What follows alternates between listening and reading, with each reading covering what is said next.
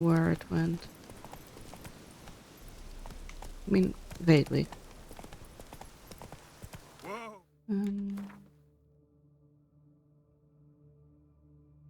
The orphans. Here. I was almost right. Not marker. Okay, so all I have to do is turn left to go that way.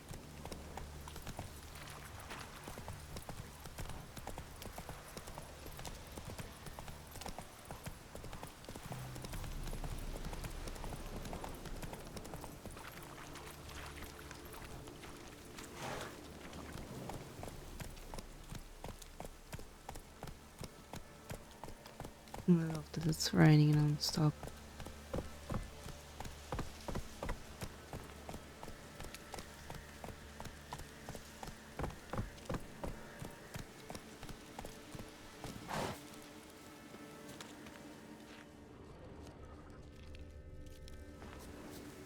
Yet another person who's not at all interested in bloody handprints.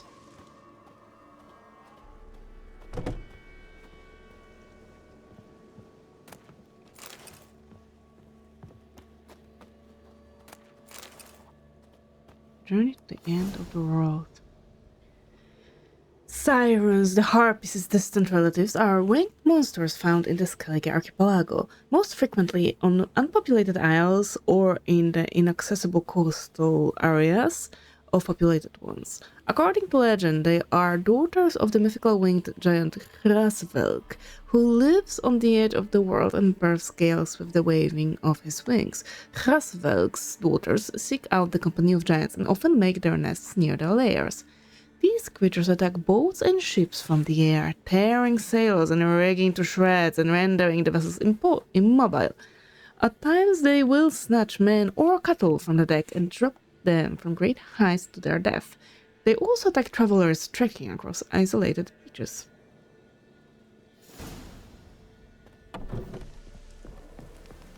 I cannot stress the fact that in Polish, a language so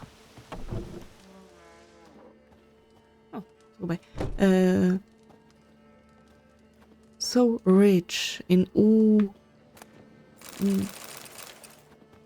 of the verbs, well, mostly curses. We only get one word for sirens and mermaids, and such a shame. Will you guys do anything to me?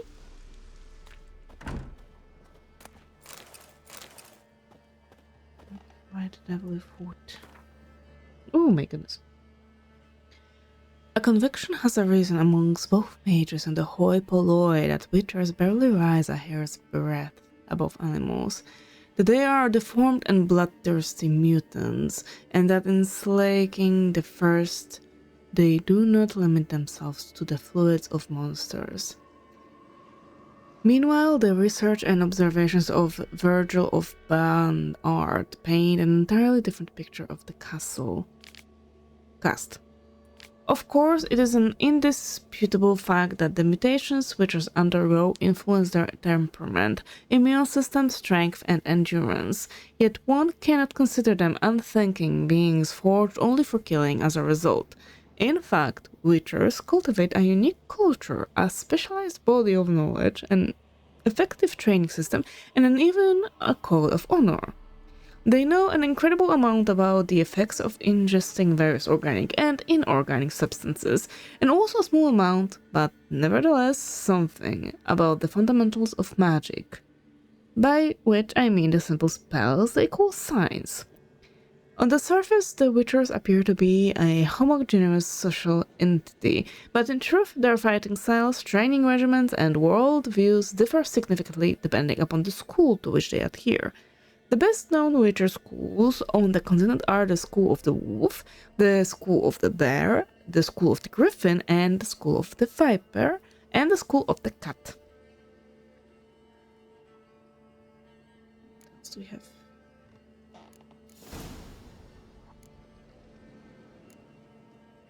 You'll no doubt call me a liar, a cheat, and a madman, You will shake your head in pity and snort in disbelief, but I promise you, I swear on all the gods, everything which you shall read in the pages to follow is the truth.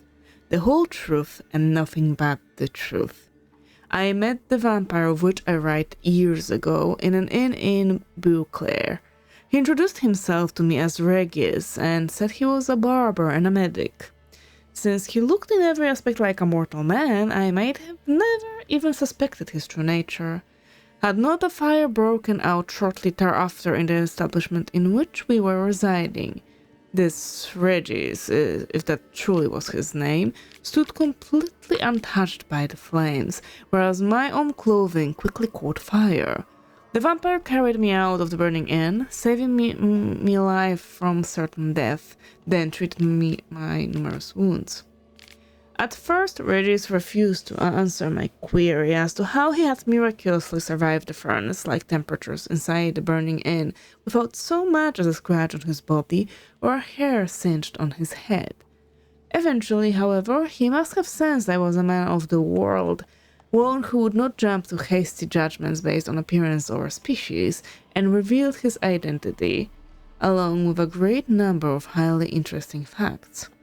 According to Regis, not all vampires are alike.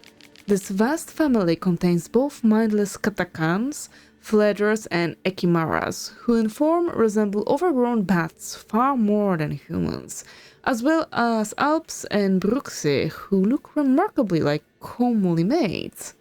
In addition to these, there are the even more powerful higher vampires, to which genus belonged my unexpected acquaintance. Not even a witcher can discern a higher vampire from a mortal man. Contrary to popular belief, they cannot be killed by pounding aspen stakes into their chests, nor by cutting off their heads, nor, as I can vouch for based on personal experience, by fire. They do not fear running water, garlic, or the symbols of any creed. It may be some consolation to learn a vampire's bite does not turn a human into one of their number, and they do not in any way need our blood in order to survive. To them, it is merely a delicacy in which they indulge from time to time, like men do with fine wine. Regis asked me to keep his tale to myself, but now, as I lay on my deathbed, I feel that I must share this secret knowledge, even if it means breaking my word to this most noble individual.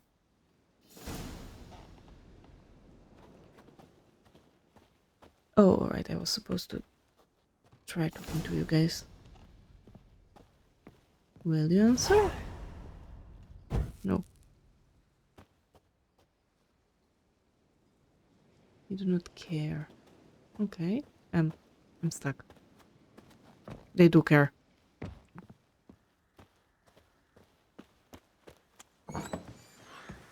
A roach. We can go. There's nothing for us here. Move it.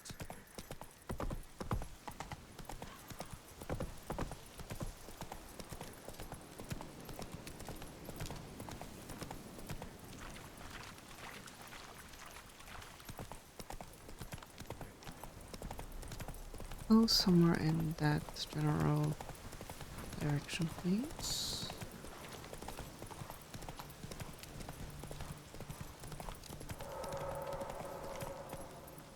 Okay, that way. I'm a little bit lost. Come on, Roach.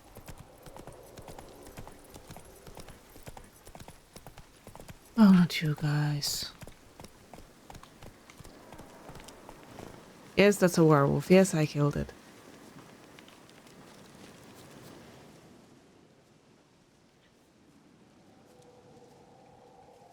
Solved your problem.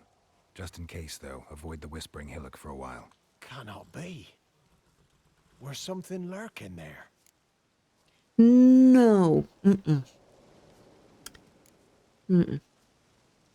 Not sure what was lurking there, but it lurks no more. What did you do, Witcher? I freed the evil spirit. I'm glad that you acknowledge that it might have been evil. Went up the hill, took care of the problem. The details are my concern. Aye, truly said. I knows naught of such things anyway. The crones, or the ladies of the wood as you call them, said to remind you about payment. Take it you know what they want? Aye, I do. Give me the dagger. Be back soon. But, okay.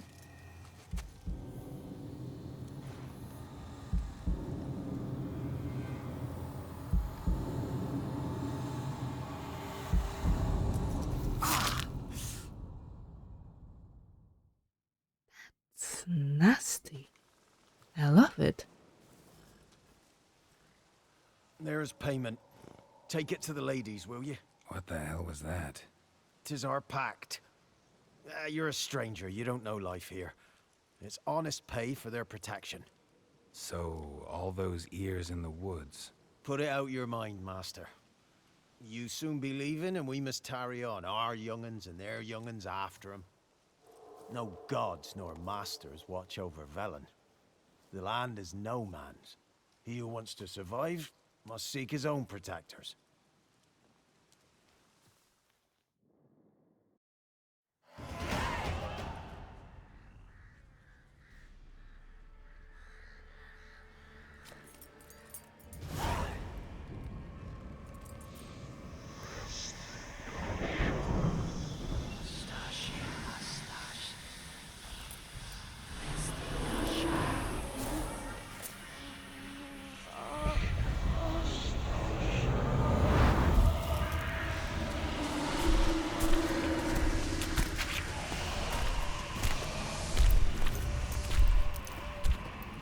Hello.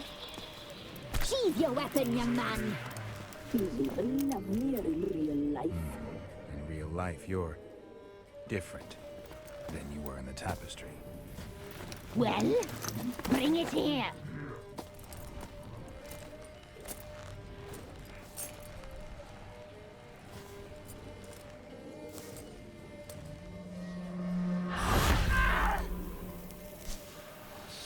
You can bring it, not ugly.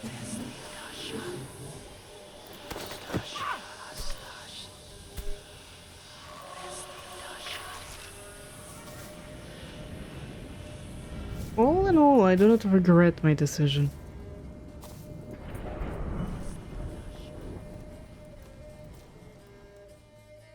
You disobeyed us once more. We are forgiving creatures, but you allowed the children to escape. They never wanted to flee. They liked it here. They played. Your punishment must be harsh. Now silence! We must speak to the white-haired one. I know that mark. This is Anna, the wife of the Baron of Crow's Perch. She belongs to no man. A fruit ripened in her womb. A fruit sprouted from seeds sown by a man she detested. We helped her. She agreed to serve.